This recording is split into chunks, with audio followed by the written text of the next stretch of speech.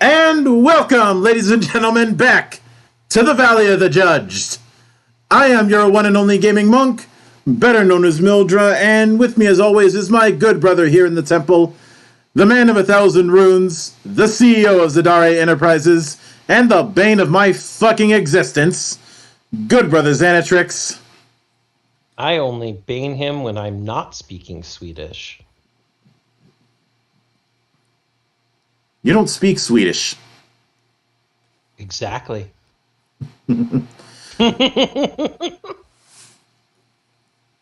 Your eyes do not deceive you. It is not Friday. You are not caught in a time loop.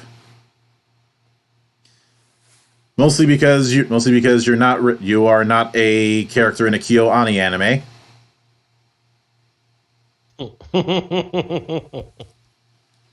Or a character written by Russell T Davies, but now I'm hitting low blows. Or a character written by Richard O'Brien. Of course, some could argue that me invoking Endless 8 again is a low blow in and of itself. They were both low blows, Monk. Mm-hmm. You learned from the best. His name is Johnny Cage. I learned from Van Damme in Bloodsport. Van Damme's also overrated. That's why I mentioned specifically Bloodsport, because that's where the nut punch was coined. Yeah. No, they wanted to have him play Johnny Cage, but the deal didn't go through. Aw, that would have been exciting. But some of you may know that I call myself a wannabe historian, because I am always fascinated in the chain of events that lead to the creation of a given work. I spend way too much time watching behind-the-scenes documentaries when it comes to film, television, and even games. Because sometimes the story leading up to the release of something is just as, if not more, interesting than the story itself. The ultimate case in point with this is the making of the film Heaven's Gate, which has just as much drama as what's supposed to be on screen. And of course, there's countless other instances, and we talked about plenty of them when doing the Geek Watch episode about Gynax. Mm-hmm. But one other aspect that I've been diving into with every chance I get is seeing the way tabletop RPGs developed outside of my home country. Because the history of RPGs in the US / Canada, that is something that's already well worn, well treaded. What I have an interest in is how it developed in other countries where the most ubiquitous role-playing game did not have the massive foothold. It was no longer the most ubiquitous. Mm-hmm. Some examples in the past that we've covered is for one, the RPG scene in Japan, where D&D has been around, but because of the way the RPG scene in Japan developed, D&D was never going to be compatible. From what Diamond Sutra and others have talked about, a lot of tabletop RPG sessions happened via people renting karaoke bars and are leaning towards one-shot style play. And we've talked about, and I've covered at least a few examples of this style of game. Stuff like the Maid RPG, or Tenra Bancho Zero, or Tokyo Nova, which uses playing cards, and I hope to dive a bit further into that in the future. Or and most recently, Zan and I have been going through through a treasure trove that is the Sword World 2.0 translation project.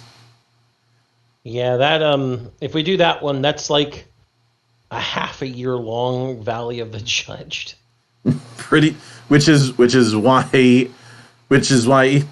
and I will admit that I really want to do something regarding Sword World because of the fact that Yen Press in the last few months released a English translation of the Konosuba and Goblin Slayer TTRPGs.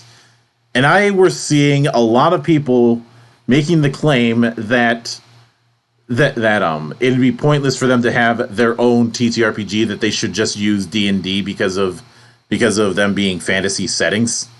Mm-hmm. Which first off, if when you see a fantasy setting you immediately think D&D, that is a you problem. Absolutely. Secondly, the most ubiquitous role-playing game in Japan is Sword World. Has been for a long time. It is the biggest homegrown RPG. I'd say the biggest foreign RPG is Call of Cthulhu. I don't know why. I treat it the same way I treat how I can't figure out how Saint Seiya got so popular in Spain. Mm-hmm. And if anybody can tell me why Saint Seiya got so popular in Spain, I will be all ears, because that's been one of those things that's been a mystery for me to unravel for years. And whenever there's a mystery that I can't unravel, it does stick in my craw. But and of course there's also the Dark Eye, which, from what I understand, what the way that went down is TSR had opened up working with a German company about doing a German translation of D&D, but for one reason or another, TSR didn't want to. I don't know. I've heard a money issue. I've heard some other logistical complication, but TSR backed out, and the company who was responsible at the time had said, well, fine, we'll make our own role-playing game with blackjack and hookers. And they might actually have done that. Maybe. my old man was stationed in Berlin, and he's told me some stories. Mm-hmm. Especially when it came to going to certain clubs. But and of course we've been in more recent years, and I didn't even intend to do it. I've been diving headfirst into the role playing scene in Brazil. I still want to see at least. I know some people say it's not very good, but I still want to see a translation of Bahamut Academy and 3D&T. That would be fun. At the Bahamut Academy is the missing link when it comes to that chain link of events for the different Final Fantasy RPGs. Mm-hmm. And the only problem is it's in Portuguese, and in the case of in the case of 3D&T, that was one of the definitive homegrown ones, but a lot of the people I know in Brazil don't have the highest opinion of it. I found a half-assed translation once, but the operative word here is half-assed. Mm-hmm. And of course, well, one of the big ones that is crucial to the lore of the Monastery, Anima Beyond Fantasy, comes to us from Spain. Yeah, And there's been stuff like Keen, Warring States, and some similar projects like Agone come to us from France. And of course, I'd always heard for the longest time that Dragon Warriors was meant to be the UK's answer to AD&D. I'm not sure if that's actually the case. That's what I had heard in my early years. Now that I have looked into things and know things a bit better, I actually say that a lot of the people I know in the UK who got their start, a good amount of them got their start through MERP. But That makes a little more sense. But MERP is technically an import because that was from Iron Crown, and I've talked about that one. But Free League has been spearheading a Swedish wave of role-playing games. Chief among them, the first foray with this was Mutant Year Zero, which was essentially a successor to their previous work, Mutant. That's the English translation. I am not going to try and read Swedish. And you had other companies, one of which Free League acquired, that would put out stuff like Symbaurum, and of course Free League would also be one of the publishers of Mork Borg, which is just as dark and gritty as Lamentations of the Flame Princess, without any of the stuff that pisses me off about Lamentations of the Flame Princess. Mm-hmm. Namely, anytime James Ragai is on a project, I cringe. If you want to know why, look up a PDF called "Vaginas Are Magic." That is a real title, and he put that thing out as part of Free RPG Day a few years ago.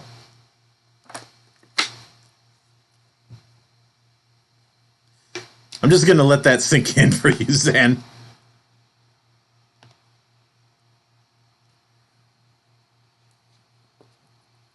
Yeah, no, I'm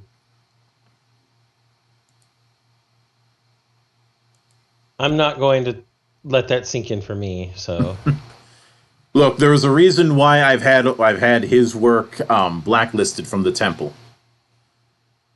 I will not review anything from him, especially any Lamentations work. yeah. And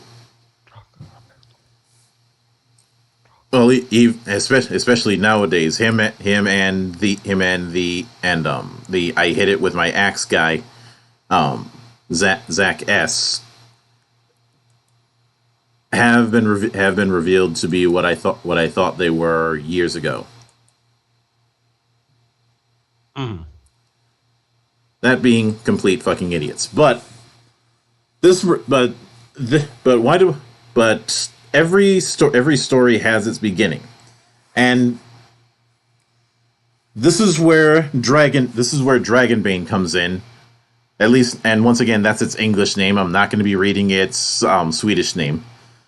I will, as best as I can.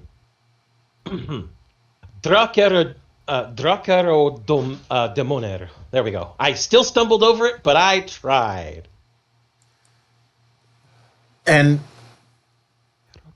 I can't confirm it, but when the English version of this launched on Kickstarter, which closed out last week, this was claimed to be the first homegrown RPG in Sweden. Now, because of the fact that getting info on the early days of Swedish role-playing games is going to be difficult because it's in Swedish. It's all in hurdy-burdy language, yes. This is still an early look at something that has historical significance, and it's as a historian that I felt I was obligated to cover this. And when I looked into it and saw that it was using its own setup, because originally when I saw that Free League was doing this, I thought, okay, they're just going to look at the old books and then convert it into the Year Zero engine. That is not what happened, and we are going to be exploring that tonight. Indeed. So let's start off with the blurb about it was in the oldest times. Okay. It's an elder imperial chronicler. So, it was in the oldest times, before the world was covered in forest and iron was tamed by dwarven masters, before the advent of humanity and the mastery of the bread and ale-making arts. The world was then ruled by dragons and demons. Yes, draconic serpents and demonic creatures were the princes and princesses of the oldest times. They were the primordial forces through which the world and its primeval matter was formed. The sky, the mountains, and the fiery oceans of magma and unthinking life. They were opposing principles that made the world complete. Law and order versus chaos and madness. The stable and fixed versus the wild and eternally fluid. Dragons versus demons. The most ancient records tell of a draconic empire that once spanned much of the known world, where the emperor's peace was upheld by cruel dragon-mounted knights. But the text also contained traces of another great power from a different age, governed by demon princes who shrouded the world in madness and murderous rage. Remnants of these realms still rest in the earth beneath our feet. In the depths of the great forests and the chasms of the mountains slumber memories from ancient eras when vicious beasts reigned. The hostility between dragons and demons brought death and ruin upon the ancient civilizations. It seemed almost like a fundamental law of nature, that anything created by dragons alone is corrupted by demons, and that anything born of demonic will is burned to ashes by dragon fire. However, this basic and incontrovertible truth also gives cause for hope, for it created the conditions which allowed other nations to be born, where humans and other kin have been able to flourish and go their own way. But the ancient guardians of order and destruction will never leave the world to its fate. As sure as night follows day, the time will come again when dragons and demons fight over humanity, nature, and the eternal mysteries. Why don't you sit down and stay a while? Excerpt from Godmundag the Elder's Imperial Chronicle of the Oldest Times and Their Remnants. Mm-hmm. Now, that was my best Deckard Cain impression, I think. Yeah. I might have to tap you for that another day. Okay. So then it opens with a welcome to, and the fact that this contains the core rules, a set of pre-gen player characters, and an adventure Rittermound that is ready to play. For the record, while we will be going over a good amount of the quick start as we are doing, We will not be covering the we will not be covering the adventure itself. Yeah. No need to cover the module. Largely because even though we talk about a statute of limitations when it comes to spoilers, I find that covering a module for Valley of the Judge constitutes spoiling. Well, and not only that, but covering the module isn't exactly the goal of Valley. Mm-hmm. So yeah. So then it goes into what the players are, and then the GM, along with an aside about the use of you, as well as a start playing segment. But a lot of this is standard fare, so there's not a whole lot of reason to go over that. Yep. If you're listening to this, you probably know what a player and a game master is. No need for us to explain it. Yep. But then we get to the part about player character, and this part I think is relevant for us to go over. At least some of it. Mm-hmm. So it goes into what a player character is in the first couple paragraphs, and mentions that you'll find 5 pre-gens. But then we go into... So the first thing that we go into is kin. There are 6 playable kin in Dragonbane. Human, halfling, dwarf, elf, mallard, and wolfkin. Each kin has an innate ability that no other kin can learn. The pre-generated player characters at the end of this PDF all have their innate abilities described. In most cases, using such abilities requires willpower points. See next page. Also, I like that there's a hyperlink on the PDF for the next page. Very nice, yes. So, our 6 races are humans, halflings, dwarves, and elves. That's all standard fare. Mallard. Duck people? Yep. What? And wolfkin. Duck people? Come on, you could have at least made them goose people. They'd be more threatening that way. You'll see.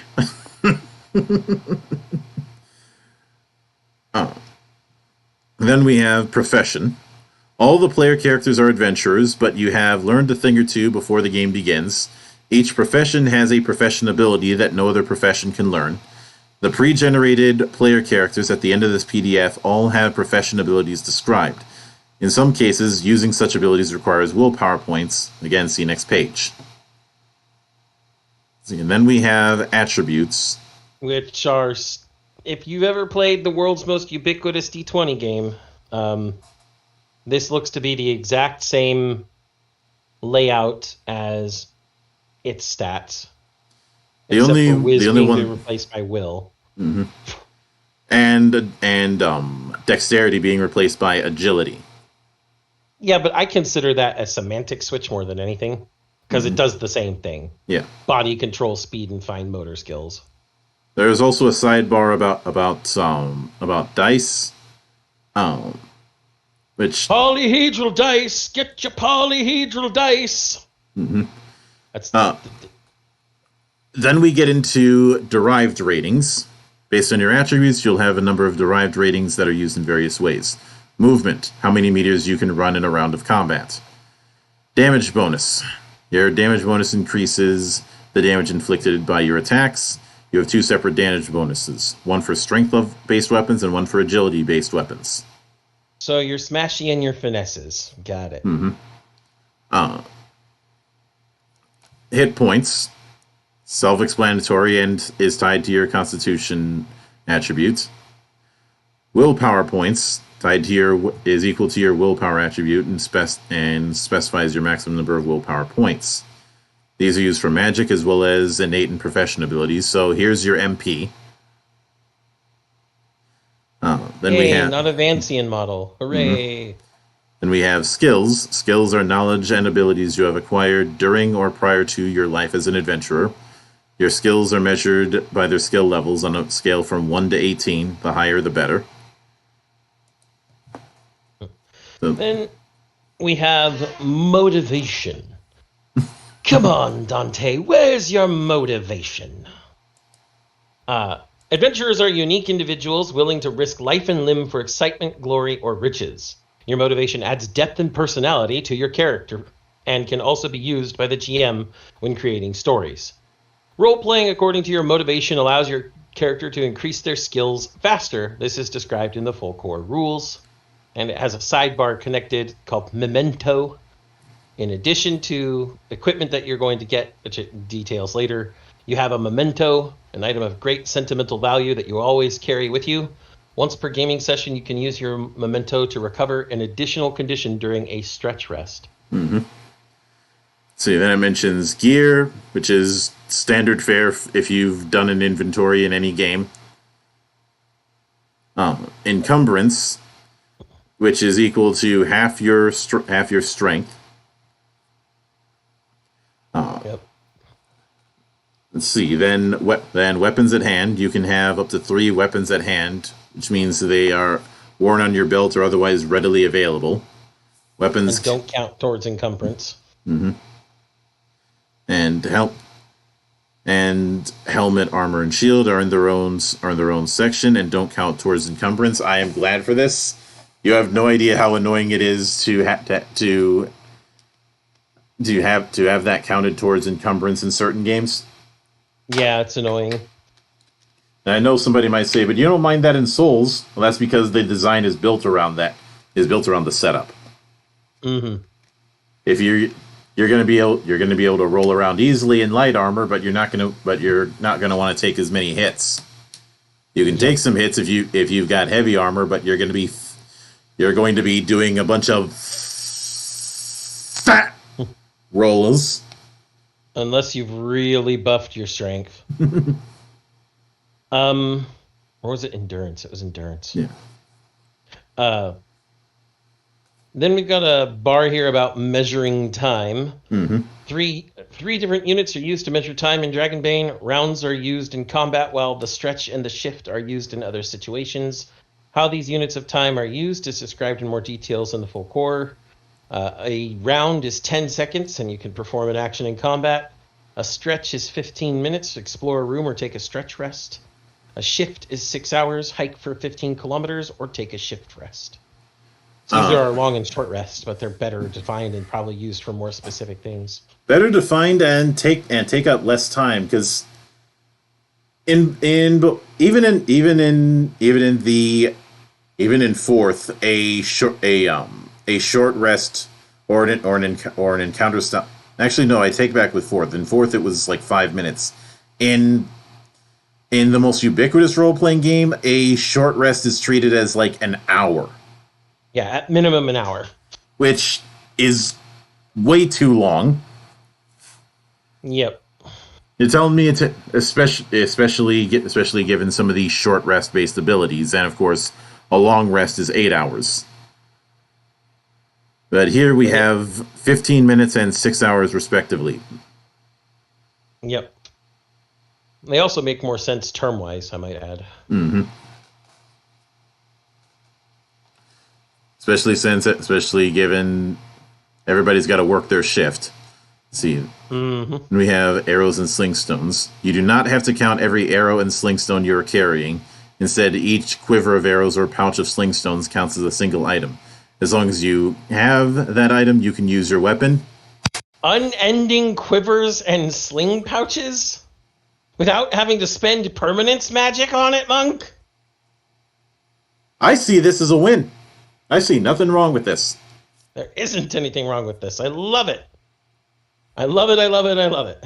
Even in games where they want me to count it, like, there were some games that wanted me to count all the ammo, especially in some of the more spy fictionist games that I was playing in my early days. The attitude that I had instead was, just don't use it. You have infinite bullets. You don't have an infinite clip. So you have to reload. Yeah, that makes sense. And mostly because of the fact that the only people who I feel are hardcore into that level of simulation resource management are college gamers. It doesn't make sense. I never liked it when I was playing the world's most ubiquitous game. I don't like it in any other game I play. I always tend to house rule it out. Mm-hmm. See, then they bring up coins. Copper coins are used for smaller transactions, gold for larger ones, and operate on the rule of 10, which I like. Yep. And it says silver coins are what you're most commonly going to trade in. Silver standard is best standard. Yep. With that, we have heavy items. Really heavy items could count as 2, 3, or even more regular items in terms of encumbrance. These will be indicated as having weight 2, 3, 4, and so on. Oh, wow, they abstracted encumbrance just like Brother Tanner does. Mm-hmm. In your inventory, heavy items take up a number of rows equal to their weight. If no weight is specified, it is always 1. I'm reminded of the Black Hack. Yeah. Which also does that. And then we have tiny items. Small and light items can be hidden in a closed fist are called tiny. Items of this size do not affect your encumbrance at all. Tiny items are recorded in their own section on the character sheet. Then we have coins.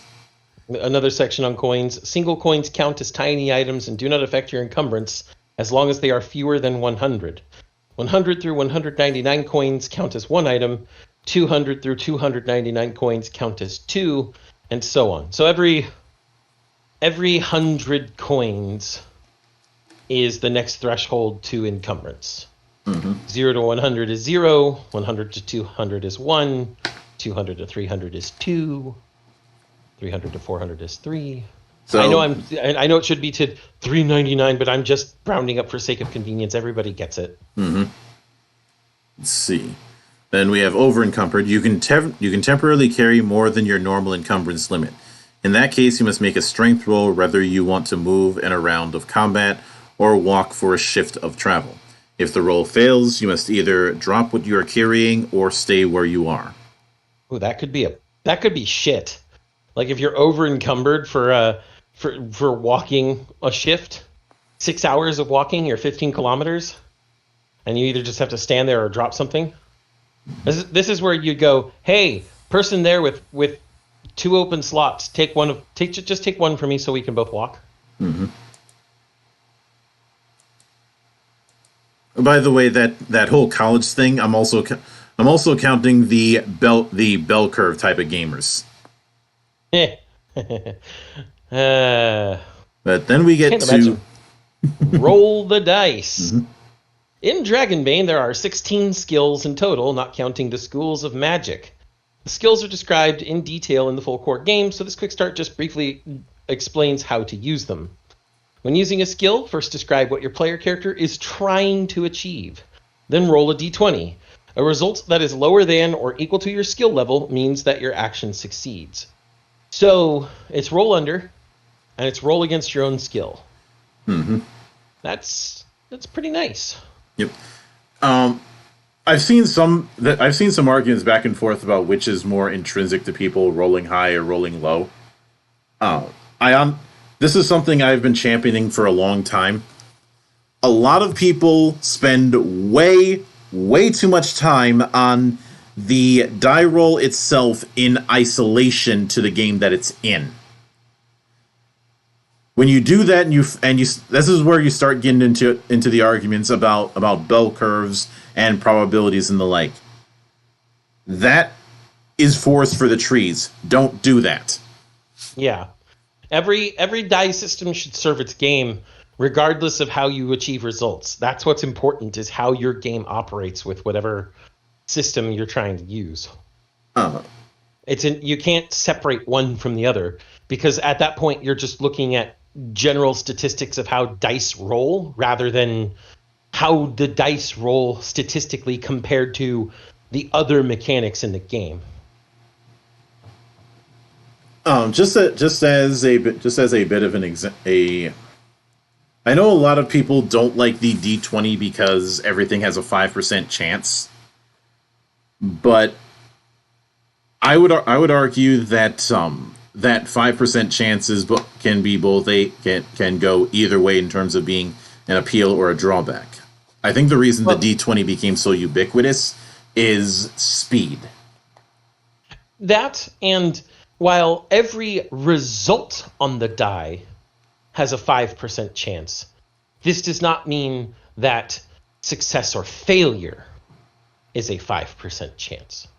There's a 5% chance of critical failure and a 5% chance of critical success.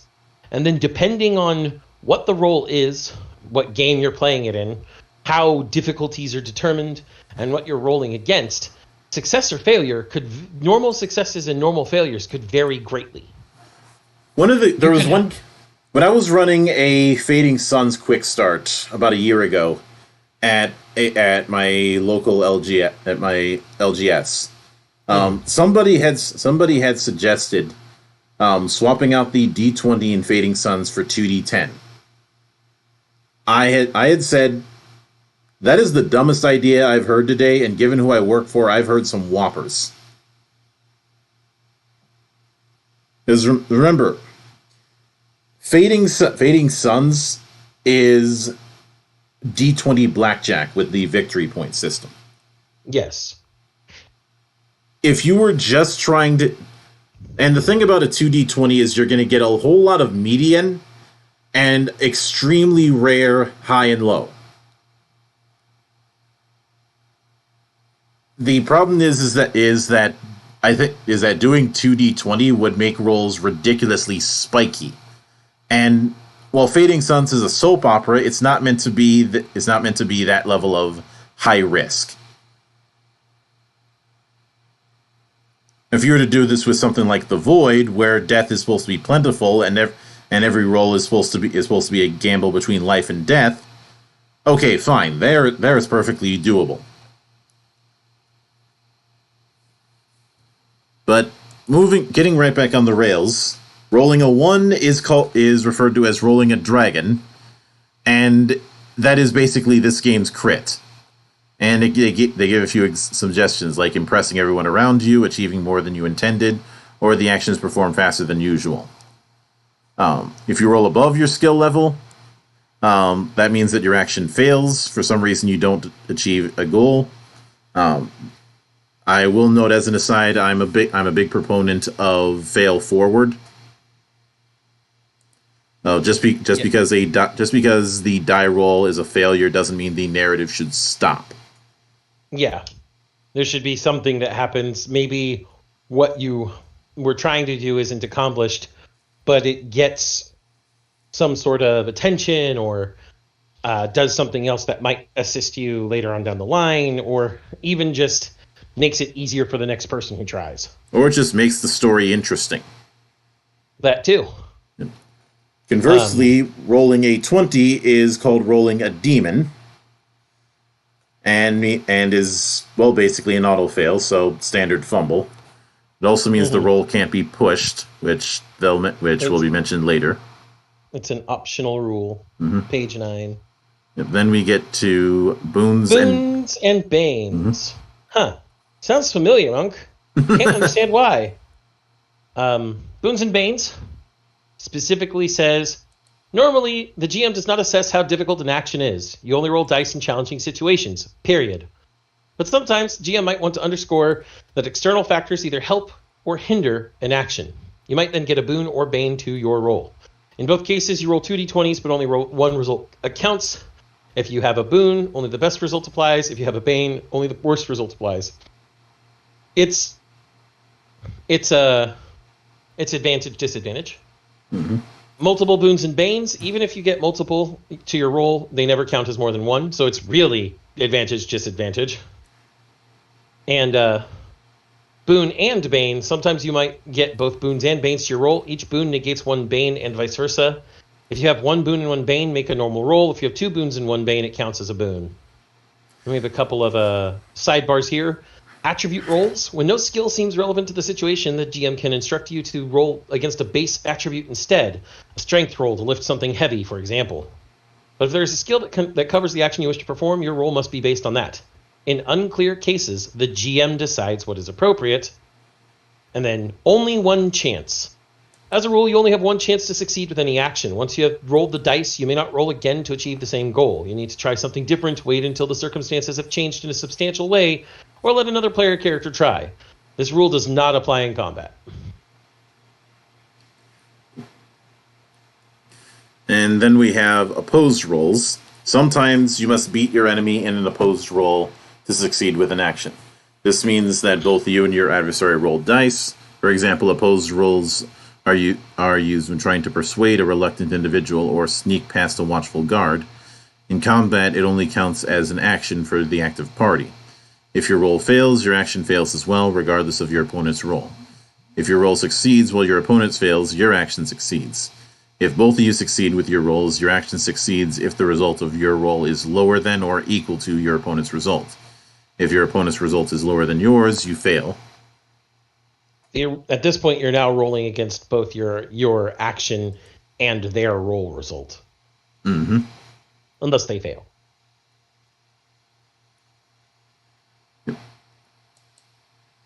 And it also mentions that green sidebars are going to have optional rules. But when it comes to opposed rolls can be pushed, but only if you're the active party. And then another sidebar with NPCs and skills. NPCs use skills the same way as player characters. The GM rolls dice for them. But, that tracks. Mm-hmm. And then, of course, the same thing about NPCs and the GM. If the NPCs aren't acting on a player character, the GM can literally just do whatever. Yep. But on page 9, we have the sidebar regarding pushing your roll. If you fail a skill or attribute roll, you can choose to push the roll, which means that you make another attempt. The new result applies, whatever it is. If you have a Boon or Bane, you must re-roll both dice. You can never push a demon roll. Whenever you push a roll, immediately after the re-roll, you suffer a condition. This means you get a Bane on all rolls for skills based on a certain attribute, and rolls against the attribute in question. Each attribute is linked to a certain condition. Thus, there are 6 different conditions. Dazed for strength, sickly for constitution, exhausted for agility, angry for intelligence, scared for willpower, and dirty for charisma. I don't know, being dirty can up your charisma. Just look at Scanlan. Or if we want to make a deep cut, look at Pigpen. You would make that, you fucking Minnesotan. You decide which condition you get from pushing a roll, with 2 important restrictions. You cannot choose a condition you already have. You must be able to explain how the condition results from the action you are trying to perform. The GM has the right to reject clearly unreasonable explanations. I was thinking too hard, and it made me dazed and confused. So strength. Brother man, shut the fuck up. You get angry. Once you have all 6 conditions, wow, six Banes, wow. You may no longer push your rolls. In addition to their effects, conditions provide inspiration for how to roleplay your character. Mark conditions on your character sheet. Healing conditions. You can recover from conditions by resting. A stretch rest heals a condition of your choice, and a shift rest removes all of them. You read more about resting and healing on page 18, which is, I believe, also a hyperlink. Yes, it is. NPCs and monsters. Only the player characters can push their rolls, not NPCs or monsters. Interesting. That's a really interesting variant rule. Yeah. Inflict conditions on yourself to get a reroll. I'm reminded. It's not exactly the same, but I think there's a similar push rule in the Year Zero system. So I wonder if this is where they got it from. Maybe they did. Mm-hmm. Then we have another optional rule regarding help from others. This when someone helps you with a roll, you get a boon. In combat, helping counts as an action. And by helping someone else, you lose your own action that round. NPCs can help each other as players can. Standard fare, basically. Mm-hmm. See, then we get to combat and damage, and I feel like I know who's the artist for this. I know I've seen this art style a lot. Especially I really like it though. Mm-hmm. Like a ward rider versus a dwarf with an axe and shield. And a hobgoblin with a sword and shield behind it, and another dwarf behind that, the first dwarf. Yep. This is nice. This is nice art. I can feel the impact that's about to occur. Mm-hmm. It's cool shit. We like cool shit around here, guys. Remember, rule of cool exists, and we like it. And for those who say that rule of cool doesn't exist, explain to me then why pilots have surround their jackets with patches. For those of you who don't think rule of cool exists, can I just say that your world must be dark, dreary, and just boring? In other words, you must be a Reset era user. Low-hanging fruit, monk. Yes. Life as an adventurer is hard and often violent. In Dragonbane, you can run into wild beasts, malicious raiders, and demonic monsters. Combat can be rough for your player characters, sometimes even lethal. Before you enter combat, you should always ask yourself, is it worth it? The answer is, well, for anyone who likes to play these games, usually yes. Remember, folks, violence is not the answer. I'm going to say this in a language he hates. Violence n'est pas la réponse, c'est la question. La réponse c'est oui. Damn it.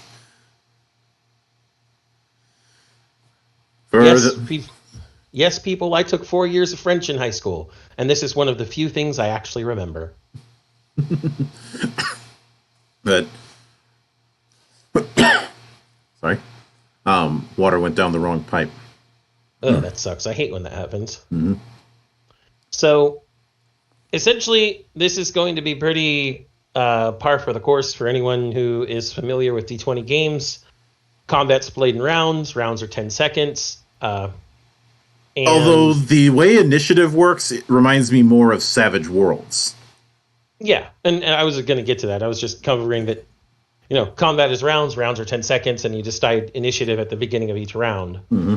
But the way you decide initiative, to determine initiative, 10 playing cards are used, numbered 1 through 10. Normal playing cards work fine, just count the ace as 1. Each player taking part in the conflict, voluntarily or otherwise, draws a random card at the beginning of each round, and the GM draws cards for NPCs. This is called drawing the initiative. I can't imagine why. The number on the card determines the order in which you act in the round. Number 1 acts first, number 2 acts second, and so forth.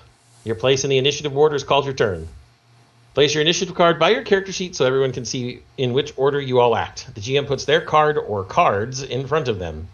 When all participants have had their turn, the round is over, and a new round begins by drawing the initiative again. Initiative for NPCs.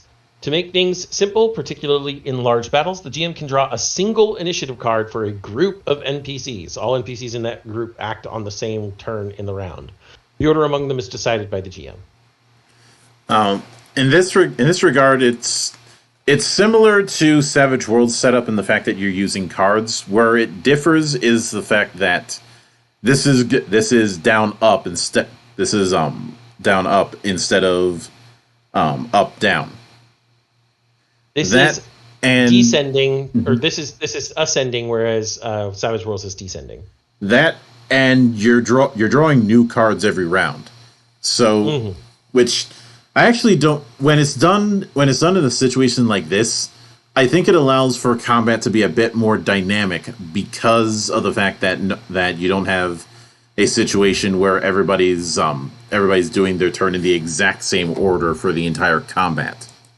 Yeah.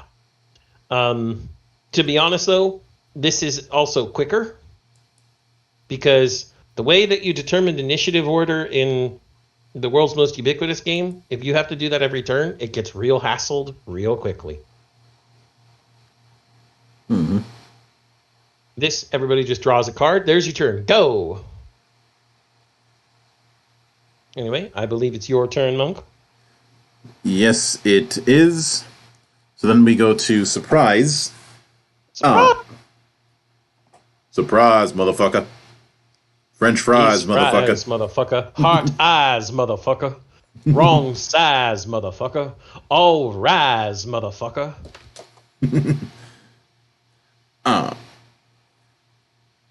A surprise round, you get to pick any initiative card you want in the first round. After that, you draw initiative like normal. So essentially, surprise round is, surprise, you get jokers. Which means your entire team is going to just say, we take all the front spots. Fuck these guys. At that point, it's just your team fighting amongst each other for who gets the front spot. Mm-hmm. Or maybe you have a plan and you're just like, okay, we're going to give the very first spot to our buffer so that they can just be like, okay, you're all buffed. And then the rest of us go to town. And we have an optional rule sidebar about waiting, which means that you swap initiative cards and essentially places in the order with another creature whose turn who comes after yours. You can swap with other player characters and NPCs, and they cannot refuse the trade. However, you cannot swap initiative with anyone who has already had their turn or who themselves chose to wait earlier in the round. And monsters may have multiple turns and therefore draw multiple cards. In this case, you decide which card you want to swap with. That's interesting. This also means monsters can never wait. Mm-hmm. So then we get into action and movement.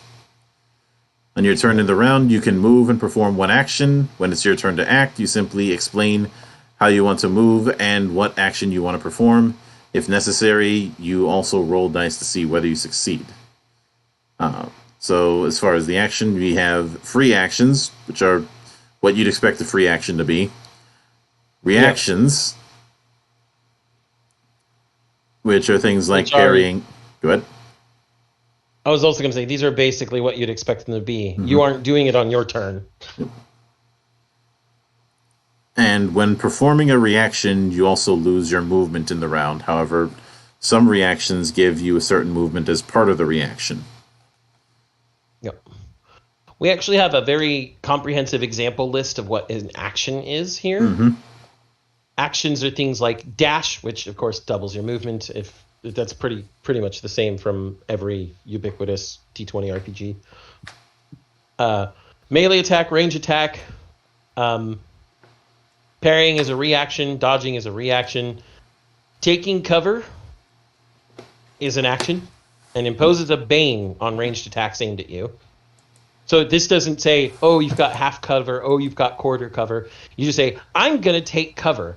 And GM goes, okay, you're taking cover now. All ranged attacks against you suffer bane. Picking up items within 2 meters of you or taking them out from your inventory. Equipping and unequipping armor and helmet. Doing first aid. Breaking down a door. Picking a lock. Using an item.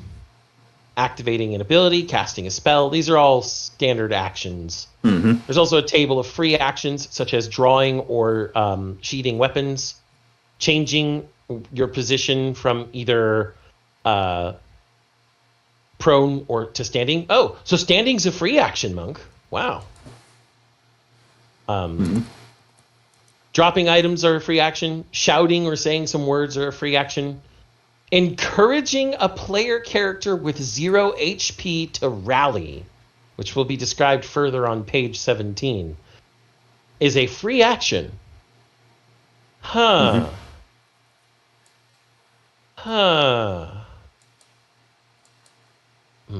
And then the final thing I think we need to mention is that reactions cost a small amount of your movement. Yep. Or that some reactions may give you movement. Never mind. Wait, no. It does say there, when performing a reaction, you also lose your movement in the round. Mm-hmm. However, some reactions grant certain movement. Okay. Yeah. And we'll read more about that in page 14. Mm-hmm. So then we go into movement. So you have dash. We already mentioned stand and crouch. Door. Passing through a closed but unlocked door costs half your movement in the round. If you cannot move any further, you remain standing by the now open door. A locked door must be picked open or broken down. Kind of iffy about doors costing movement. I don't know, Monk. If you're trying to open the door, even in haste, even if you're trying to kick it in, that takes more time in real life, and this is a little simulationist with its combat.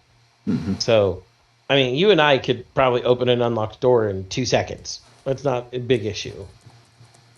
But if the door is closed but unlocked, and you don't know whether it's unlocked, you're more likely to try to just kick it open.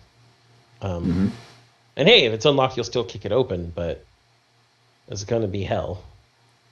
Yeah.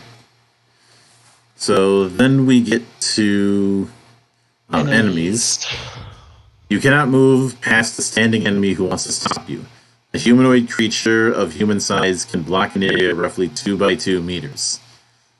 Monsters can block larger areas. To move past an enemy who is blocking the way, you must bring it to the ground or reduce its HP to 0. Friendly individuals can be passed without any problem. You can pass through allied squares with no issue. Nice. We also have this sidebar, flip the initiative card. Once you have had your turn in the round, you can flip the initiative card face down to make it clear you and everyone to you and everyone else that you have taken your action. This means that you cannot perform a reaction such as parrying an attack later in the round. Let's see, and free attack. If you're standing within 2 meters of an enemy and then move away from that enemy, you must make a mobility roll. This roll does not count as an action, but if it fails, the enemy immediately gets to perform an additional melee attack against you, a free attack. So there's your attack of opportunity. And this attack cannot be parried or dodged. Well, because you're moving away. Then we have melee combat. To attack someone in melee, you generally must be within 2 meters of your target. On the grid map, you need to be positioned in a square adjacent to the enemy. When attacking in close combat, you use that skill, or you use the skill that covers the type of weapon you are wielding. If the attack, we got damage with this. If the attack hits, your weapon determines which die you should roll to see how much damage you inflict. Damage is increased by damage bonus and a dragon roll. And decreased by armor. Ooh, looks like we might actually have soak in this. Nice. Damage bonus. Your damage bonus is determined by your score and the attribute on which your weapon skill is based.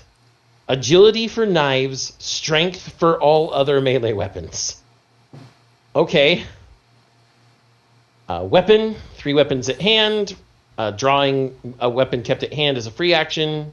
Picking up a weapon from the ground is a regular action, as we stated earlier. Strength requirement. Some weapons have a requirement, and if your strength is lower than the requirement, you get a Bane and on all attacks and parries. If your strength doesn't even meet half the requirement, you can't use the weapon at all. Grip tells you whether you need to use 1 or 2 hands, and then the requirement of a one-handed weapon decreases by 3 if you hold it in both hands. So there we go. We have our in both hands to cut down your encumbrance, just like in Souls. Mm-hmm. And I do like this particular setup, because how many times have we seen it where a weapon that can be hand and a half, all that does is just give you 1 extra point of damage? Lame. Yep. So, then we have the little sidebar here about the map. Grid maps are a useful tool in combat, whereas they can be used to keep track of where everyone is. Such a map is included in the included adventure Rittermound at the end of the Quickstart. Each square on the map represents an area of 2 by 2 meters. So rather than a 5-foot square, it's a 6.5-foot square. Mm-hmm. The map also contains doors, walls, and other details. As a rule, each square on the map can only be occupied by 1 person at a time, but it is possible to pass through a square where a friendly combatant is positioned. Diagonal movement is allowed, but not if both squares you want to pass between are blocked or occupied by enemies. It doesn't say that diagonal movement has extra cost. We're not doing the 5-15 rule here, Monk. Good. I fucking hate that rule. Mm-hmm.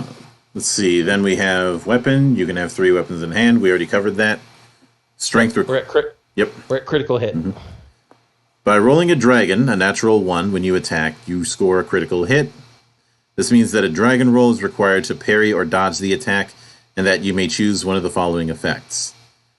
1, your weapon inflicts double damage, excluding the damage bonus. Roll twice as many die on normal and add them up. For example, if you strike with a broadsword, 2d6 damage. 2d6 on a broadsword, that's higher than you'd expect. And have a damage bonus d4, it's 4d6 plus d4. You immediately perform a second attack against the same or another enemy within 2 meters. This additional attack is a free action. Critical into a cleave? What the shit? Or you don't even have to kill the first guy. Or armor has no effect against the attack as it finds a gap or weak spot. This effect can only be chosen if the attack deals piercing damage. And there's a couple optional rules to cover. 1 is long weapon. An attack with a weapon with a feature long, such as long spear and lance, can hit enemies up to 4 meters away or 2 squares. With such a weapon, it is also possible to attack past a friendly combatant and hit an enemy on the other side of that person. I can spear stab past you, monk. This also means that people could easily do the Swiss maneuver. And then damage types, basically slashing, piercing, and bludgeoning. Some weapons can inflict slashing and piercing. You have to state whether you stab or slash before rolling the die. The damage type influences the effectiveness of armor, and Moss's standard fare when it comes to the damage type Trinity. Although I give them props for making the damage type Trinity somewhat matter beyond weaknesses. Mm-hmm. But you can either say fuck your armor, fuck your buddy, or fuck your HP. Yep, and that's why the damage types also have exist. If there's one thing that I hope is clarified in the full book, is as long as you have eligible targets and keep rolling dragons, is the cleave version of this cumulative? See, it's any attack roll, monk. Mm-hmm. If you roll a dragon, you get to choose one of those 3. And I think you can continue to choose one of those 3 because it's a free attack. It's a free action. Mm-hmm. If you roll a 1 on that, you get to choose from the list again, don't you? I'd like to think critical. So. Which, since critical is supposed to be the room clearing option, that would certainly make sense. But this means that ranged combatants who have a lucky horseshoe up their ass are going to have a lot of fun with this. Well, we don't know what the criticals are for ranged attacks. This is only melee. Remember that. Yeah. My bad. Old habits. Indeed. So then we get to parrying. Well, did you already read damage types? Yeah, I'd covered that it's the standard fare. Ah, okay, yeah. But parrying. When hit by an attack in close combat, you can choose to parry the attack with your weapon or shield. You must declare that you are going to parry before the attacker rolls for damage. You cannot parry unarmed. It is I don't like that one. It is also there are people who parry with their gauntlets. Mm-hmm. It is also impossible to both parry and dodge the same attack. When parrying, you roll against your skill level for the weapon. Parrying is a reaction as it breaks the initiative order. It replaces your regular action, and you must immediately flip your initiative card. This means that you cannot parry if you've already performed your action in the round. Don't like that. Durability. If your parry succeeds, your enemy's attack hits your weapon or shield, and you suffer no damage. However, if the damage exceeds your weapon's durability, the weapon is damaged, and all further use of it suffers a bane. Okay, I'm fine with that. Shields. If you carry a shield, you can parry with it instead of your weapon. There is no skill for shields. Instead, you can use any strength-based melee skill, i.e. any of them except knives, to parry with a shield. Yep. And then we have a sidebar about dragon roll when parrying. If you roll a dragon when parrying, you immediately perform a counterattack on your opponent, an automatic hit with your weapon that cannot be dodged or parried. This does not apply if the attacker rolled a dragon as well. In that case, you need a dragon roll just to parry and not get a counterattack, and do not get a counterattack. So dragon roll in a parry is an automatic riposte. Only if they didn't get it. Only if they didn't get a dragon repel on their attack. On their attack. Also, piercing attacks can never damage a parrying weapon or shield. And monster attacks cannot be parried unless otherwise specified. Yep. And after that, we get to dodging. As an alternative to parrying, you can try to dodge when hit by an attack. You cannot parry and dodge at the same attack. You must choose one or the other. You must declare that you are dodging before the opponent rolls damage. Roll for mobility. On success, you evade the attack and take no damage. On failure, you are hit. Dodging is a reaction, and if you do it, you can't do your normal action in the round, or if you've done an action earlier in the round, you can't do it. Mm-hmm. Movement.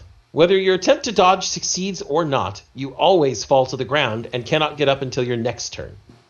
On a successful dodge, you may, if you want, move up to 2 meters in any direction. This movement does not give anyone a free attack against you. Basically, it's a safety dive. Mm-hmm. And then monsters. As a rule, monster attacks can be dodged unless otherwise specified. And then we get to the ranged combat, Monk. Yep. Go for it. When attacking someone with a ranged weapon, you should preferably be positioned over 2 meters from your target, i.e. not an adjacent square on the map. Standing 2 meters away or less gives you a Bane, so no firing. That's what happens when you fire into melee. Roll against marksmanship for all ranged attacks, except thrown weapons. For these, instead use the appropriate weapon skill, i.e. knives for throwing knife and spears for throwing spear.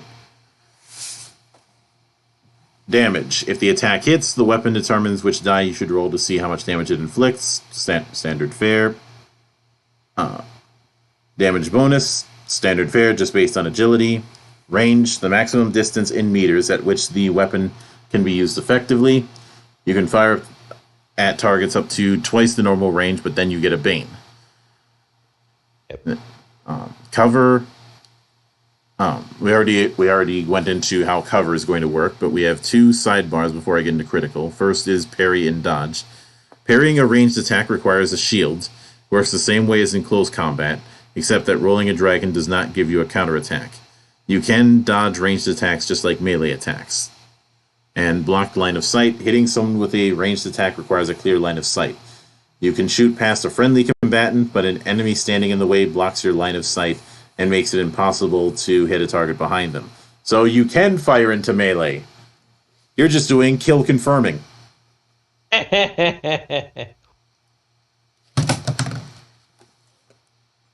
It's good because it means that there's a reason for the melee and range guys to focus on the same target.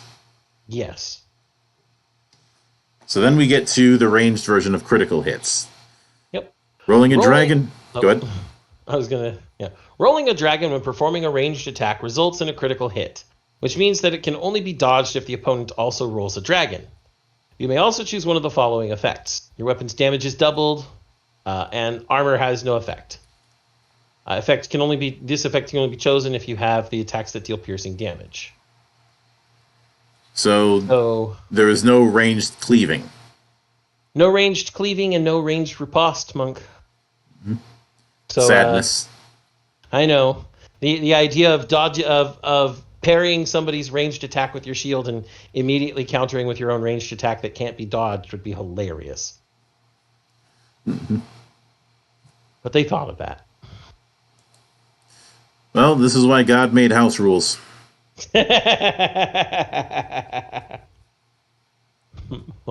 So next we get up to damage, Monk. Mm-hmm.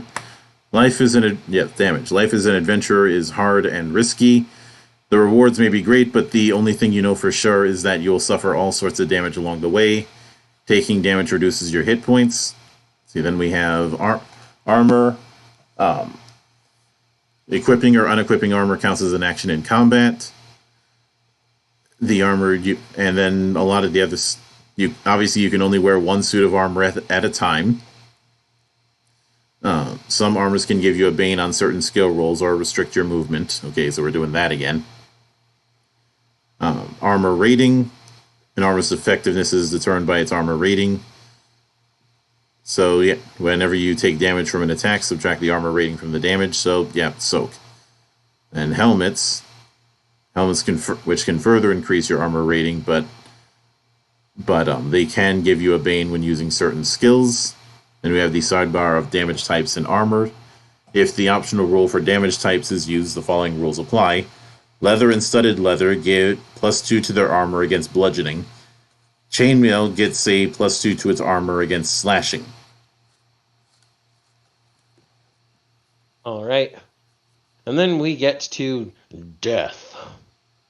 If your HP reaches 0, you drop to the ground and risk dying. At this point, it is safest to stay put and wait for help. We have death rolls against your con, and you can push if the optional rule is up for that. After 3 successful death rolls, you recover D6 HP. After 3 failed death rolls, you die. A dragon counts as 2 successes, a demon counts as 2 failures. So basically, near identical to 5e there. Mm-hmm. Additional damage. If you suffer additional damage at 0 HP, it counts as a failed death roll. Again, like 5e. Mm-hmm. And here's Rally. This was mentioned earlier. Another player within 10 meters and earshot can persuade you to rally and keep fighting despite having 0 HP. This is a free action, but each person can only do it once per round. If you rally, you can continue acting as normal, but you must keep making death rolls as described above. You can even try to persuade yourself to rally, but with a bane. And then saving a life. When you have 0 HP, another person can save your life with a successful healing roll.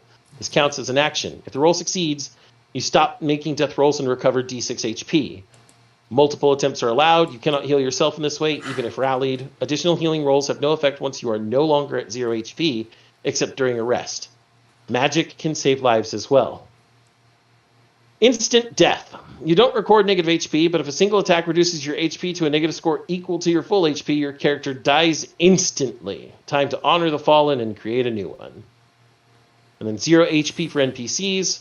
When an NPC reaches 0 HP, no death rolls are made. The GM decides whether the person lives or dies. However, an NPC dies if hit by an instantly killing attack, just like a player character. Mm-hmm. All right. So it's the standard death fare from 5e with the addition of the rally mechanic. I do like that it's D6 HP instead of starting at 1. Yeah, it actually gives you a little bit more leeway, and you won't just immediately go back under. Mm-hmm. Because that's been a vicious cycle I've seen in some encounters where they have to start making their death saves. Somebody heals them, then they get attacked, and the cycle repeats. Monk, do you know what I've done to some of my friends who've gone through that? What? I've started playing a specific song by Dream Theater. Going under, going under.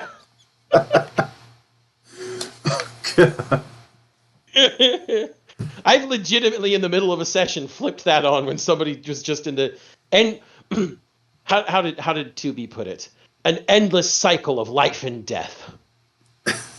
The cycle of samsara itself is a cruel and vicious bitch sometimes. Mm-hmm. Let's see. Then we have conditions. We've already gone over how conditions work.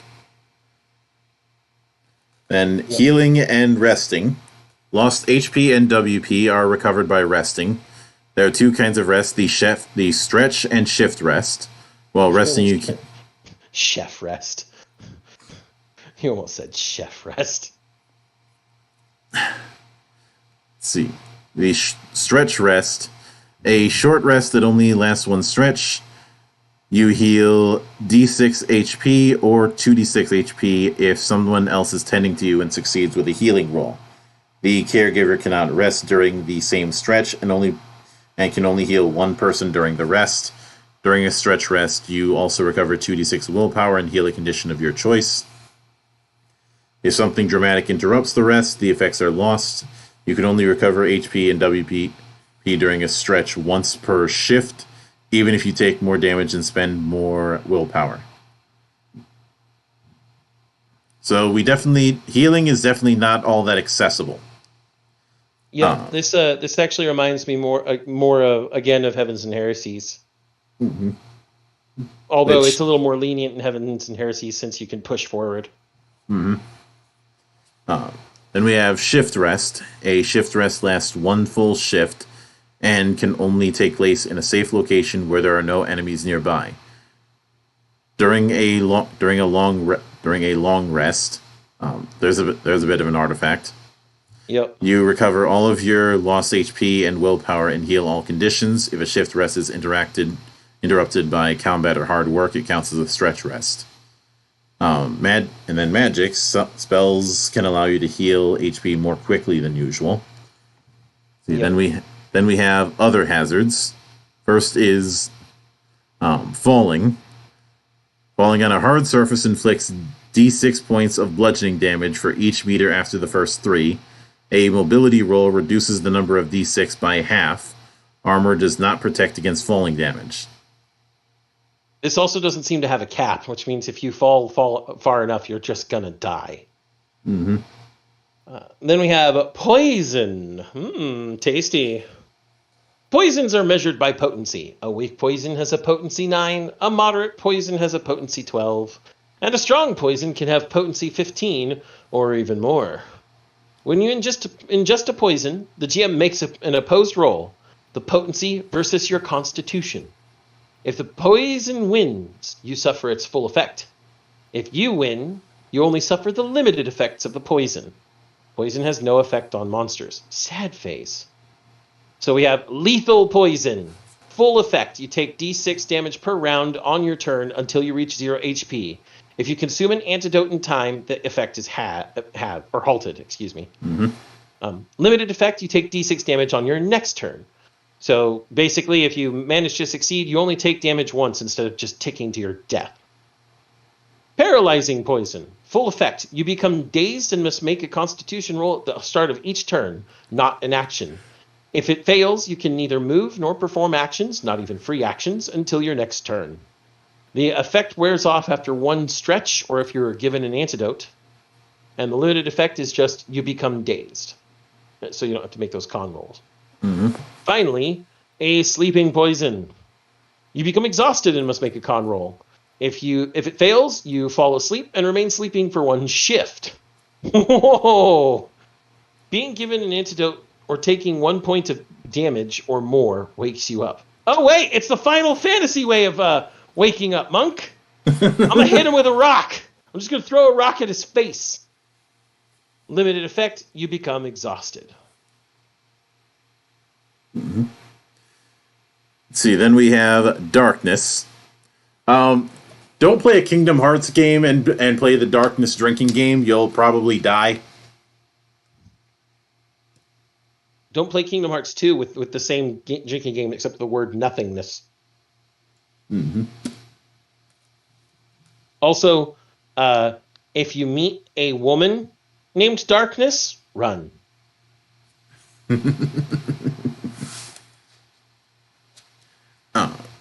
In complete darkness, you cannot dash or hit enemies with ranged attacks. To attack an enemy in close combat, you first make a scouting roll, not an action. Then we have torches. A torch lights up 10 meters in all directions. Lighting a torch is an action and requires a tinderbox or a fire to light it with, or the magic trick Ignite. If none of these are available, a torch can be lit with a survival roll and a stretch of work. A torch is carried in one hand, which means that you cannot use two-handed weapons or a second one-handed weapon while carrying a torch. However, the torch itself can be used as a weapon, bludgeoning damage D8, durability 6. Whenever you hit someone with it, you must immediately roll to see whether the torch goes out. As below. A torch can burn up to a shift, but torches are unreliable. While carrying a torch, you must roll a d6 after each stretch, or whenever the GM wants to heighten the drama. A result of 1 means the torch goes out. Oh, wow. Nice. Then we get to fear. There are many horrifying beasts lurking in the ruins and forests of Dragonbane. Such creatures can perform so-called fear attacks. Fear attacks can also be triggered by magic and other terrifying experiences. When struck by a fear attack, you must immediately make a roll against your base willpower attribute. The roll can be pushed and does not count as an action. Particularly frightening events can give you a bane on the roll. If the roll fails, you must roll on the fear table below. And the fear table is a d8 roll. For a 1, you get enfeebled. The fear drains your energy and determination. You lose 2d6 willpower to a minimum of 0. 2 is shaken. You suffer the condition scared. 3 is panting. Intense fear leaves you out of breath and makes you exhausted. 4 is pale. Your face turns white as a sheet. You and all player characters within 10 meters and inside of you become scared. 5 is scream. You scream in horror, which causes all player characters who hear it to immediately suffer a fear attack as well. Each person only ever needs to make 1 willpower roll to resist the same fear attack. 6, you go into rage. Your fear turns to anger and you're forced to attack its source on your next turn in melee combat if possible. You also become angry. 7 is paralyzed. You're petrified with terror and unable to move. You cannot perform any action or movement on your next turn. Make another willpower roll during each subsequent turn to break the paralysis. And 8 is a wild panic. In a fit of utter panic, you flee the scene as fast as you can. On your next turn, you must dash away from the source of your fear. Make another willpower roll during each turn to stop running and act normally again. So we have degrees of fear, and at the top is Shinji. No, Shinji is the secret hidden 9th level monk, which is Mind Break. Fair. You succumb to your fear and cause the 3rd impact. Let's see, and then monsters. A monster is a creature of unnatural origin, a terrible beast that strikes terror into... I was going to say into the hearts of old habits. In all and defies the natural order. Monsters are controlled by the GM and act largely the same way as player characters and NPCs in combat, but there are some significant differences which are described below. So first, speed, which covers the whole multiple times in the same round. We talked about this. This is indicated by their speed score. Let's see, waiting. We already covered that rule earlier. Movement. Just like player characters, monsters have a movement score and can move before or after their attack, or divide their movement before and after the attack. Taking flight or landing are free actions. Monster attacks. A monster always uses a monster attack when it attacks. Bit of the redundancy department. Each monster has a unique set of monster attacks, which are summarized in a table. The GM rolls or chooses an attack from this table when it is the monster's turn to attack. Monsters never roll dice to hit their target. Monster attacks succeed automatically. As a rule, monster attacks can be dodged but not parried. Exceptions to this rule are stated in the monster attack description. Performing a monster attack counts as an action unless otherwise specified. Monster attacks have the same range as melee attacks, i.e. 2 meters, an adjacent square if you are using grid maps. Conditions. Monster attacks can inflict conditions. If they gain a condition they already have, the player must choose another condition. Repeated attacks. A monster never makes the same attack twice in a row. If the GM rolls the same monster attack 2 consecutive times, the second roll changes into the attack 1 step higher up on the table. The 6th result becomes a 1. Interesting. And skills. Monsters can have skills, but are mainly used outside of combat for passive opposed rolls, not for attacks. They only attack using their monster attacks. Then melee combat, dodging and parrying. A monster's can dodge if it has a skill level in mobility, and monsters carrying weapons can also parry. Each dodge or parry uses up one of the monster's actions in the round. Flip an initiative card of your choice. Hitting a weak spot. A piercing attack can find a gap or weak spot in the monster's natural armor, just like on humanoid opponents. And natural armor, which works like normal armor. Perfectly fine with that. Resistance and immunity. Some monsters are resistant to certain damage type. That means it is halved. So just like 5e. Some monsters can even be immune to certain types of damage and thus take no damage. So familiar territory once again. Monsters, unless otherwise stated, they're immune to persuasion. And some monsters are too terrifying to get scared themselves and are immune to fear attacks. But they can instill terror in player characters. Yep. And with that, we move on to the section regarding magic. Mm-hmm. Some call magic a gift from the dragons, others a curse from the demons, and still others call it the blessing of the gods or spirits. And it is true that dragons, demons, gods, and spirits influence magic and can guide the sorcerer who wields it. But the truth is that the magic is a basic force of nature that exists throughout the physical world as well as beyond it.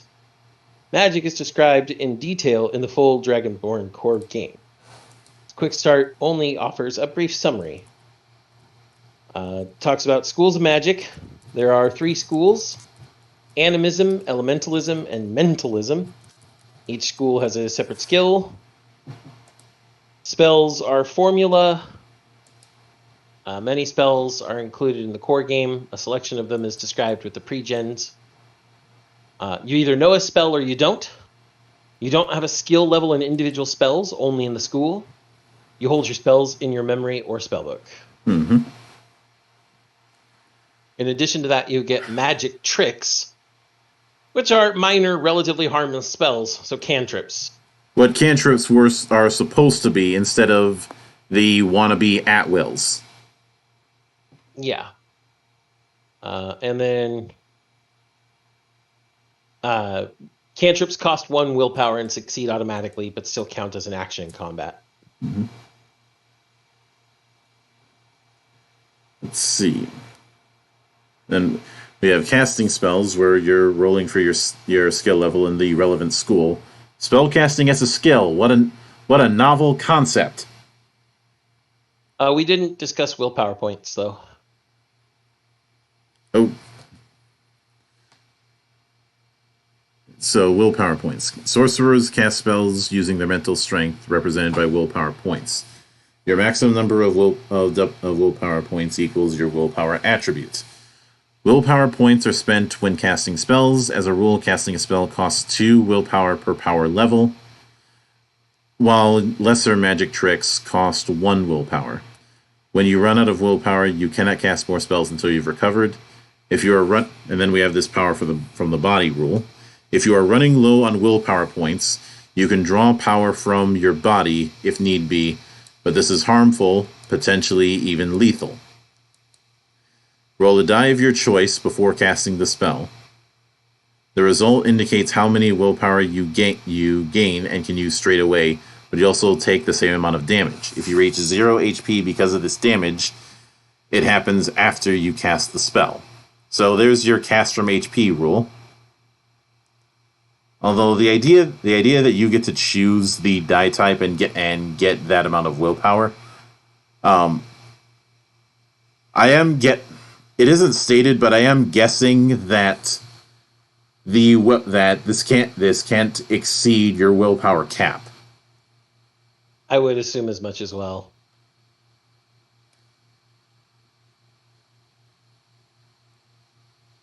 But then when it comes to casting spells, again, that's a skill. And iron has a anti-magical effect, which means you cannot use magic while in direct contact with iron or steel, except for tiny items. They're going old school. Yeah. That's really old school. The reason the Fae don't like iron and all that fun stuff. And I'd say it's a better reason for... It's always annoyed me how the most ubiquitous role-playing game never gave a decent explanation for why casters don't wear armor. Yeah. This just straight up says iron fucks with magical energy. Mm-hmm. Merp also did that. Although I will admit I do like the approach that Kingdoms of Amalur did. In fact, I've tried to dip into that a few times. The reason why mages would wear more robe-like things, they had a lot of the robe armor in that game granted faster spell regeneration, or not spell regeneration, MP regeneration. Mm-hmm. Which I'd say that's an interesting way. That's kind of taking the way a lot of people do it and flipping it on its head. Yes, making it so that wearing light armor isn't a obligation, but something you'd want to do if you're dipping that much into playing a mage. Yeah, because the interference is going to be pretty massive, I'm guessing. Mm-hmm. Because it says what cannot use magic while in direct contact with iron except for tiny items. So you can't use magic at all if you've got any sort of heavier armor on. Mm-hmm. Very nice. So then we have power level. The power level of a spell indicates how much power you charge it with. The power level ranges from 1 to 3. Casting a spell costs 2 willpower per power level. In other words, normal spells always cost at least 2 willpower, and magic tricks always cost 1. I like that the ranking is at such a low amount. Well, I mean, you do get a pretty low amount to begin with. It's just so it's kind of making up for that. Yeah. Then the requirements. To cast a spell, you must fulfill one or more of the requirements which are specified in the description of the spell. Word, also known as vocal. The spell is activated with a chant or power word. Power word, fuck you. Gesture, also known as somatic. Spell is activated by making specific hand movements. Focus, also known as concentration. Oh no, you're going through a spell focus. Spell is activated with an item held in your hand, such as staff or wand. Ingredient, also known as a material component. The spell is activated using certain ingredients which are consumed in the process, like bat guano and sulfur. Some spells have multiple requirements. You cannot cast a spell unless all its requirements are fulfilled. So, your typical fare. You got your vocal, somatic, and material components along with spell foci. Mm-hmm. Just remember, everybody, I said bat guano and sulfur. That should be the most recognizable spell from D&D ever. And time consumption. Unless otherwise stated, casting a spell always counts as an action in combat. However, there are reaction spells which are performed outside your own turn. Unlike other reactions in combat, such as parrying and dodging, reaction spells do not replace your regular action in the round. This means that you can cast as many of them as you want if you have enough willpower. Nice. Then we have range. Each spell has a maximum range. Unlike ranged weapons, spells cannot be used on targets outside their specified range. Personal range means the spell can only be affects the person who casts it. Then those are some pretty normal ranges. Mm-hmm. But then we've got area of effect. Who remembers area of effect? I remember it. Some spells do not only affect a target directly, but an entire area. Each target in the area can be affected by the spell. This is called the area of effect. If there is a specified range, for example, 30 meters, sphere, 4 meters, the area of effect extends from a point within range chosen by the sorcerer. Otherwise, the point of origin of the area of effect is the sorcerer themselves. We have spheres, beams, cones, circles, and walls. Walls are 1 meter thick and 3 meters tall. Mm-hmm. Then failure, dragons, and demons. If the roll for a casting spell fails, the spell has no effect, but you still spend your willpower. You're free to describe how the failure manifests itself in the story as long as it has no mechanical effect. Rolling a dragon. Rolling a dragon when you cast a spell produces a critical effect. This means that your target must roll a dragon in any attempts to resist, parry, or dodge the spell. And you may choose one of the following effects. Damage is doubled, the spell doesn't cost any willpower, you can immediately cast another spell but get a Bane on the roll. And for rolling a demon, if you roll a demon, the spell fails and you cannot push the roll.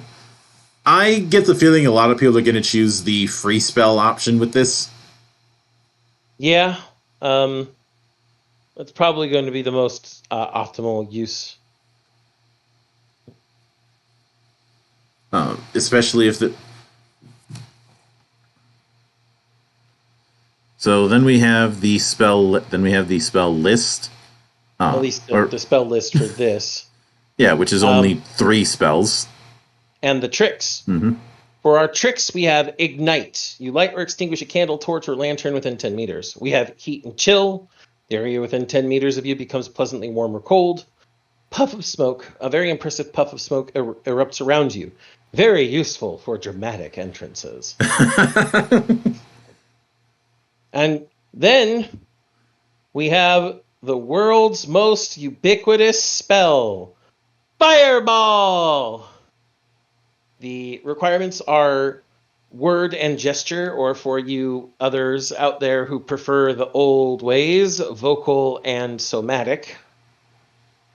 Time consumption is an action. Range is 20 meters. Duration is instant. The spell sends a fireball at a target as a ranged attack. If it hits the fireball and inflicts d6 damage, each power level beyond the first increases the damage by d6 or creates another fireball that hits another target within range. So, this is not your typical bat guano and sulfur little silver sphere that goes out and explodes in a conflagration.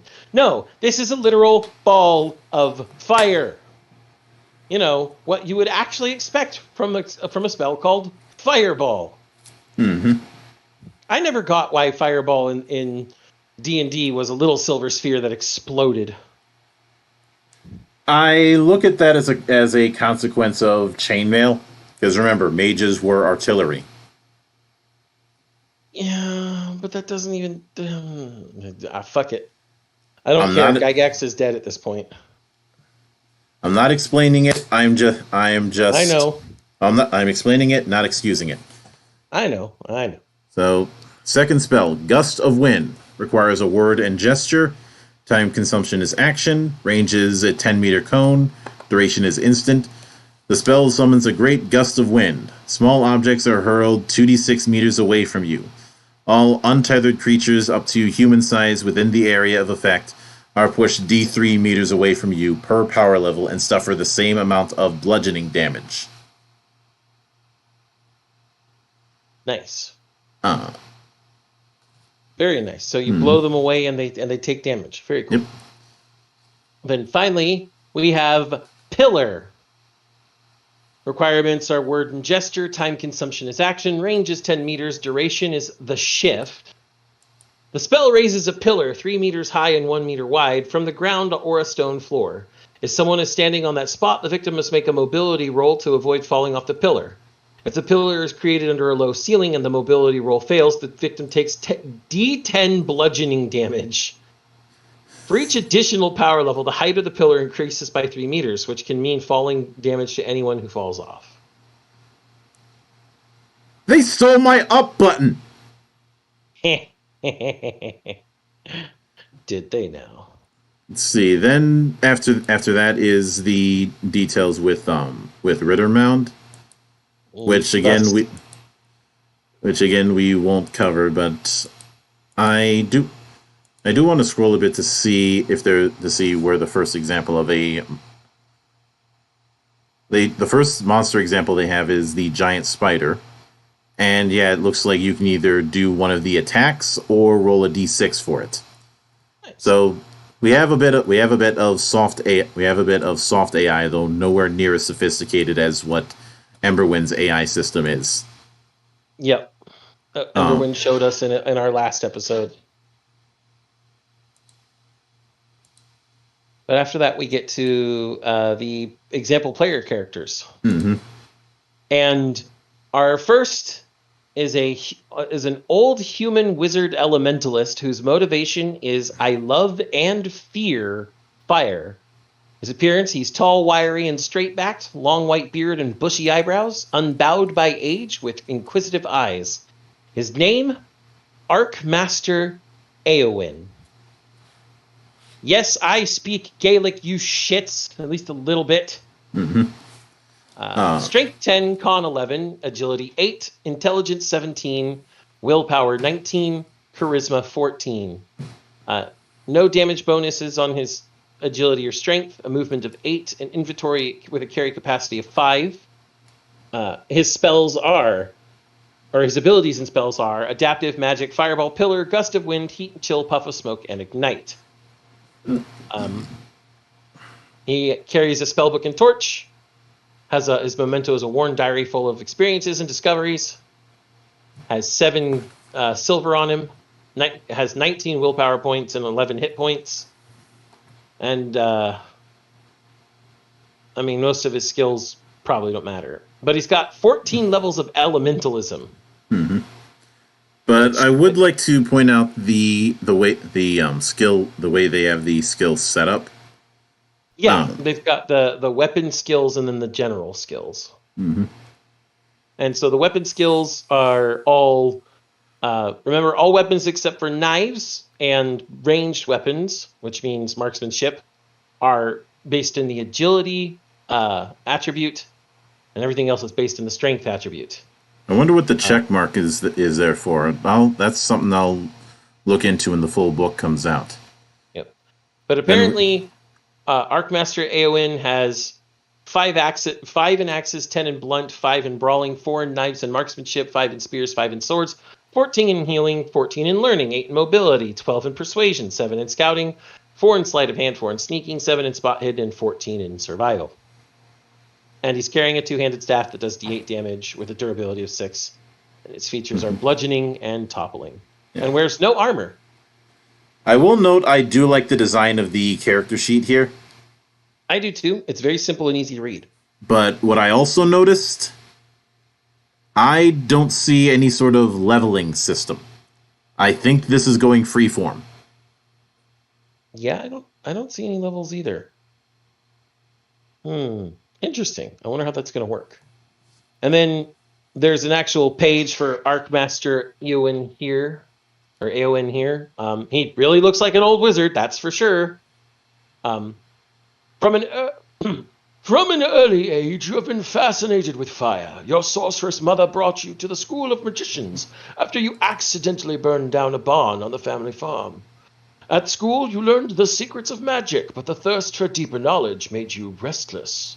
Now, after a few years of extensive travel, you've joined a company of adventurers for an expedition to the Misty Vale. And it describes his two abilities: adaptive, which uses 3 willpower points.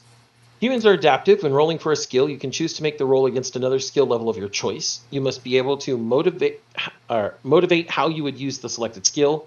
The GM has the final word, but should be lenient. And then magic, willpower varies. As a wizard, you can use magic. Mm-hmm. So the second one we have is Orla Moonsilver. Motivation: the minions of darkness will die by my arrows. He's not saying much about her because she's an elf and he hates elves. D4 strength bonus. When D4 damage bonus for strength and agility is D4 and D6 respectively. 14 movement, a carry capacity of 7. So a memento of a fang from the troll that slew your sister. This is our elven archer. She has leather armor, is armed with a longbow and a knife. The longbow does 2d6 damage. The knife does d8 and has 3 durability. Both of them have piercing. The knife has subtle. She has inner peace and animal kinship as her abilities. Mm-hmm. So And yep, Aura Moonsilver. You grew up in the tropical forests of the south, always in search of adventure, but also humbled by your family's expectations of discipline and reflection. After a troll attacked your village and killed many of your kinsmen, you decided to find a new future for yourself. Still seeking your destiny, you have concluded that journeying is your goal.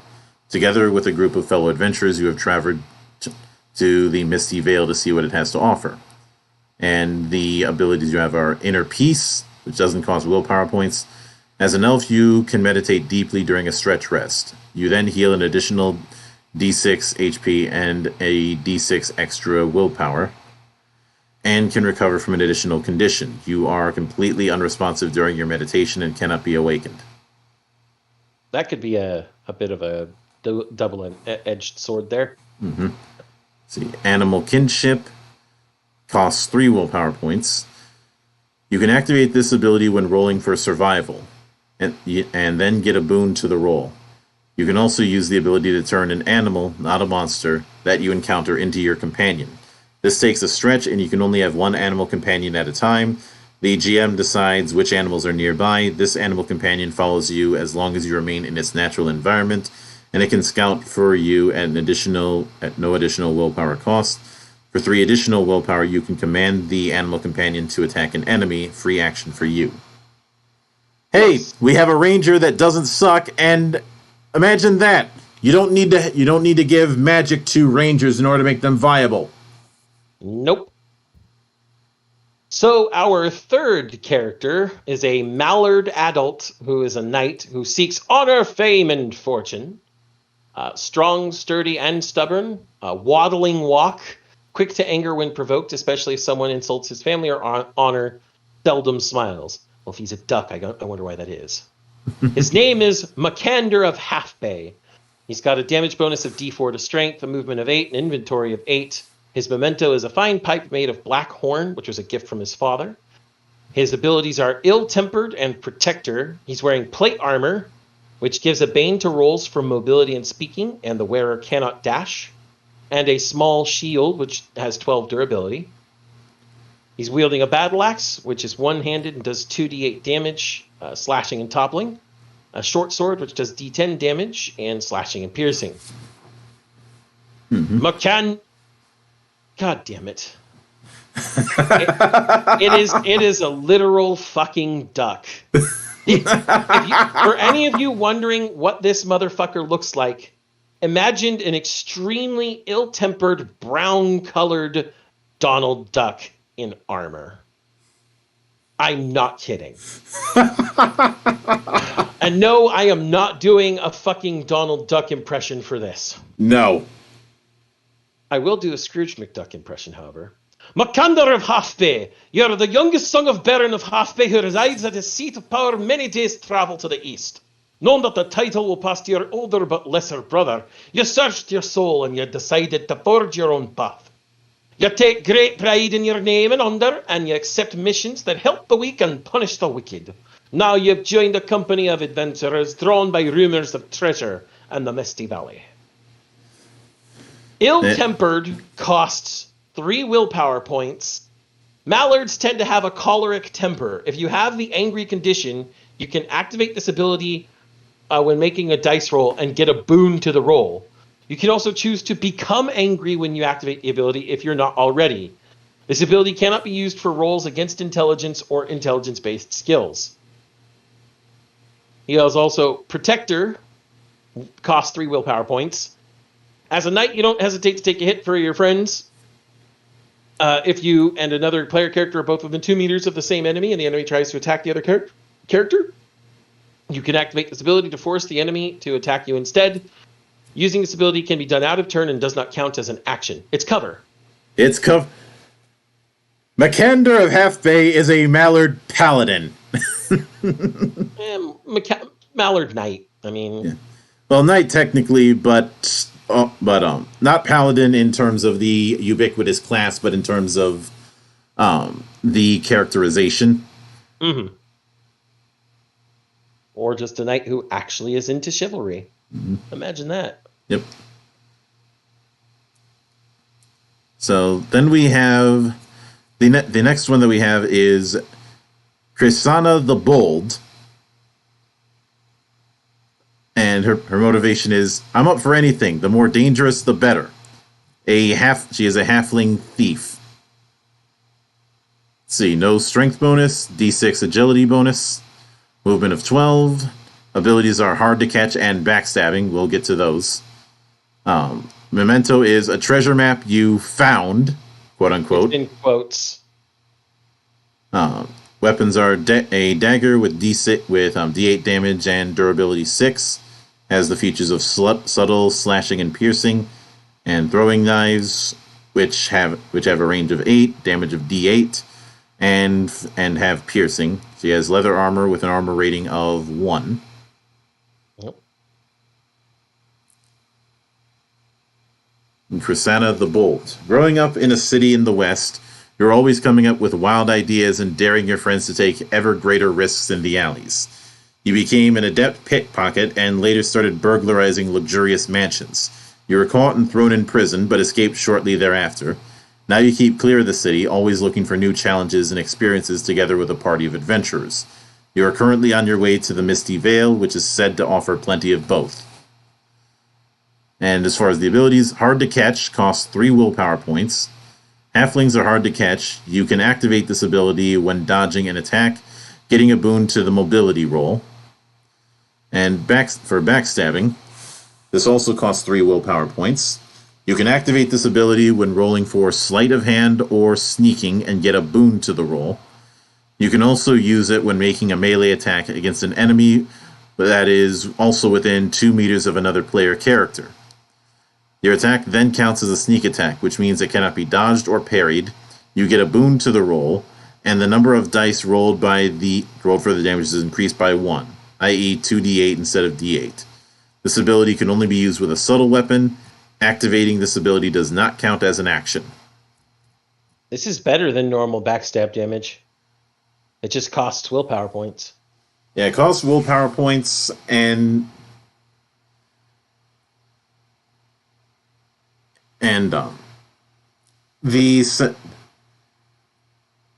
but fortunately there is a way to. Fortunately, I do like that it provides a way to use it without relying on flanking.